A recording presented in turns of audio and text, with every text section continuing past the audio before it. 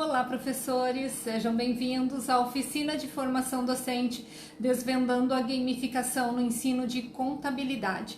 Nós estamos no segundo episódio do módulo 1 de Imersão e Descoberta. Vocês acabam de desbloquear o segundo episódio da oficina. Observe na figura e identifique a fase do processo de formação para o uso da gamificação você está. Nós vamos continuar falando do embasamento teórico que sustenta o uso dos jogos na educação. Nós vamos falar dos elementos e dos pilares dos jogos. E começando pelos elementos contidos nos conceitos de jogos, conforme foi abordado no episódio anterior, nos conceitos de jogos apresentados pelos autores Buller e Cap, Selen Zimmerman, Huizinga, McGonigal, Abbott. E nós podemos identificar os elementos que, para esses autores, sustentam a ideia do jogo, como, por exemplo, o objetivo, o desafio, o ambiente do jogo, as regras, a interatividade, o mecanismo de feedback, resultados mensuráveis, reação emocional, conflito, competição, colaboração. E nós vamos analisar agora a definição de cada um desses elementos. Vamos começar pelo objetivo. O objetivo do jogo é o que difere uma brincadeira de um jogo propriamente dito. Quando nós vemos crianças correndo durante o intervalo na escola, nós podemos perceber que elas estão simplesmente brincando. Mas quando elas decidem até onde poderão correr e até quando irão correr, elas transformam a brincadeira em um jogo, porque o objetivo foi inserido. O resultado claro a ser alcançado e a sensação de vitória são importantes componentes fornecidos pelo objetivo do jogo, principalmente nos jogos educativos. Quanto aos desafios, o desafio pode ocorrer pela disputa de um jogador com outro ou mediante o confronto do placar atual com o anteriormente conquistado pelo mesmo jogador. Então, nesse caso, o equilíbrio entre o nível de dificuldade e o desafio e a possibilidade de o jogador vencer de forma rápida e fácil deve ser motivo de cuidado de quem desenvolve um jogo. E isso porque, da mesma forma que a falta do desafio pode tornar um jogo chato, essa falta pode também torná-lo frustrante se o jogo for excessivamente desafiador. Quanto às regras, elas refletem a estrutura do jogo, uma vez que determinam o caminho a percorrer de forma que todos os jogadores tenham as mesmas chances de sucesso. E nessa lógica, as regras, além de simples e claras, elas devem auxiliar na obtenção de resultados positivos de aprendizagem.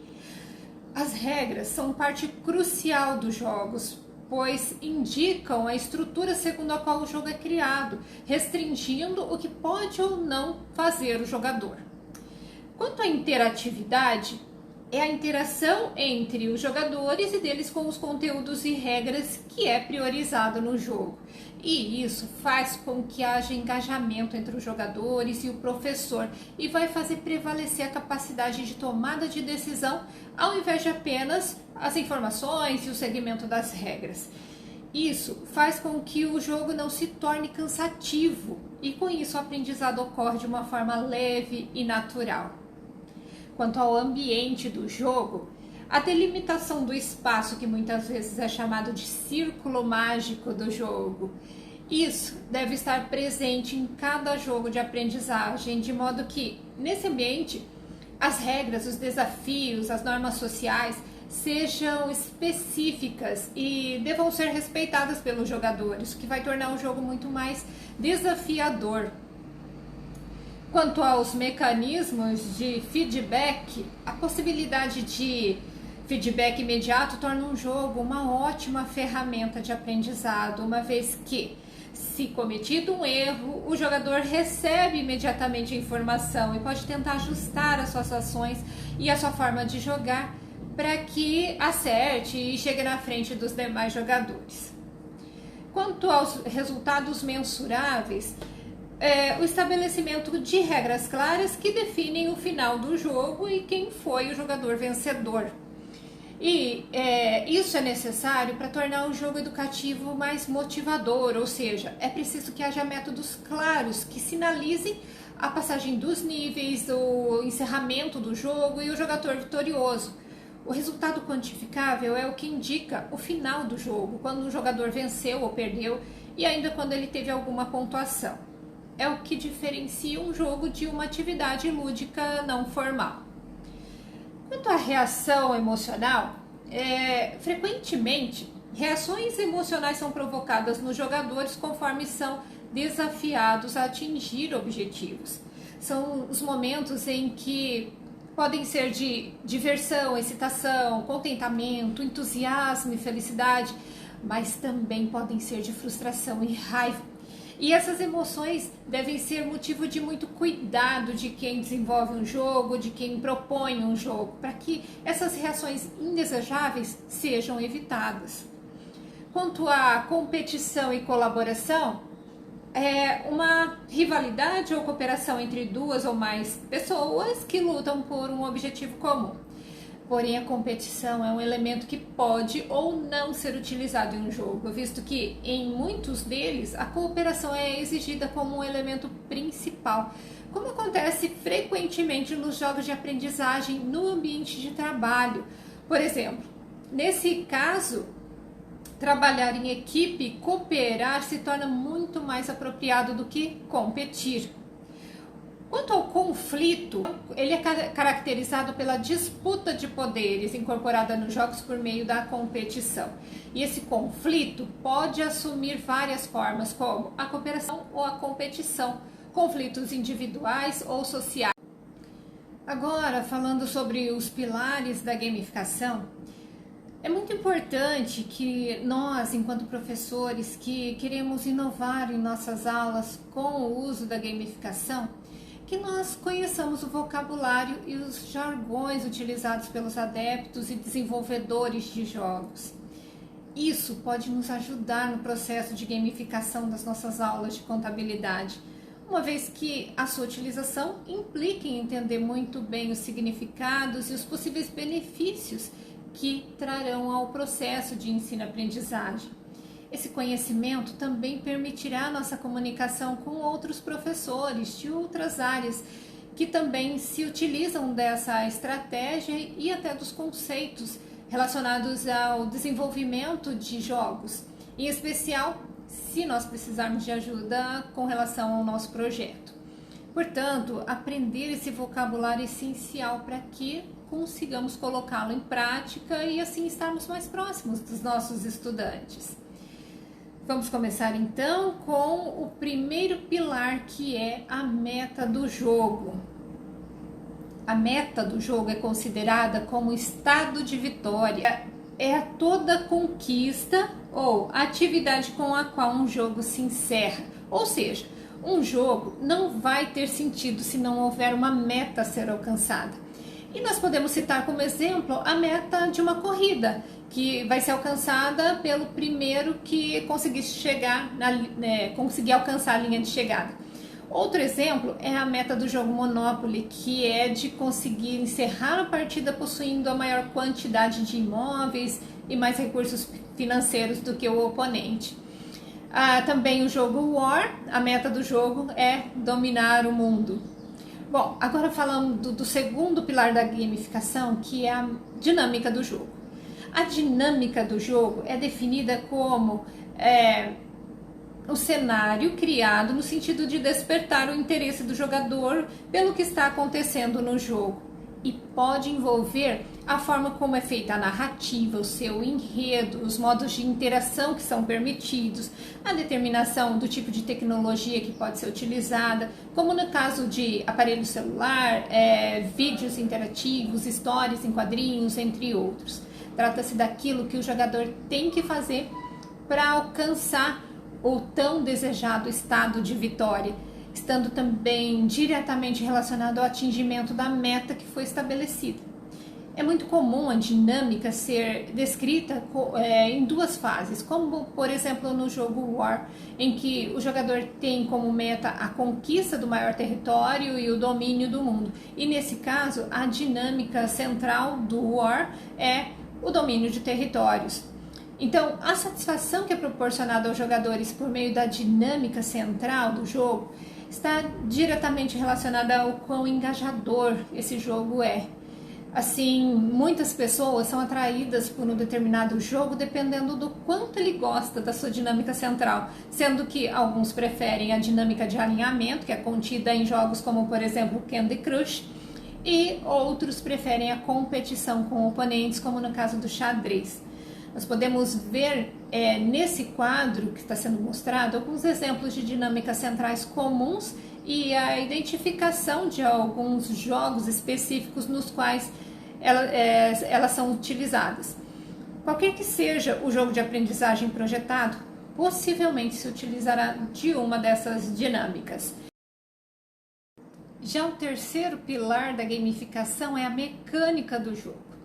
A mecânica do jogo é a forma como a dinâmica é implementada, abrangendo os processos e operações relativas a um jogo, além de determinar comportamentos, mecanismos de controle e todos os movimentos dos jogadores. Então, a mecânica se traduz no elemento que torna o jogo envolvente e engajador, como, por exemplo, a possibilidade de ganhar ou perder, de ter que esperar a próxima rodada, de desafiar ou ser desafiado, de cooperar ou competir para alcançar determinados objetivos. E o que compõe a mecânica do jogo são os procedimentos e as regras do jogo, que devem descrever os objetivos a serem alcançados pelos jogadores, a forma de jogar, o que deve ou não ser feito, mas também explicam as possíveis penalidades caso as regras sejam negligenciadas. A mecânica do jogo é um grupo de regras definidas, podendo ser aplicadas especificamente ao jogador ou governar todo o sistema do jogo, dependendo do tipo do jogo, ou seja, é ela que define o modo como os jogadores atingem o objetivo final.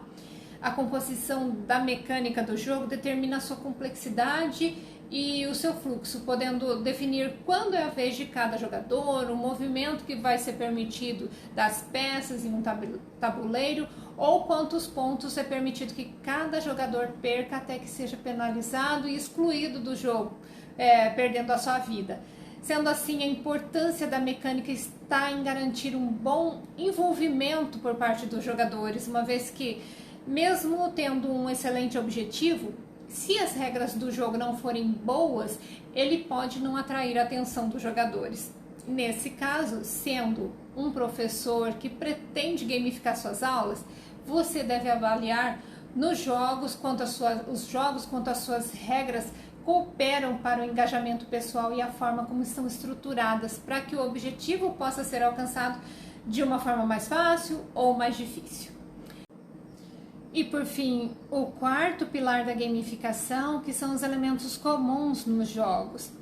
Assim como uma caixa de ferramentas bem completa, contendo vários itens, a gamificação também contém vários elementos, embora nem todos devam obrigatoriamente ser utilizados ao mesmo tempo e para o alcance do mesmo objetivo. Mesmo assim, poder contar com uma gama de elementos de jogos que podem ser úteis na sala de aula pode ser reconfortante.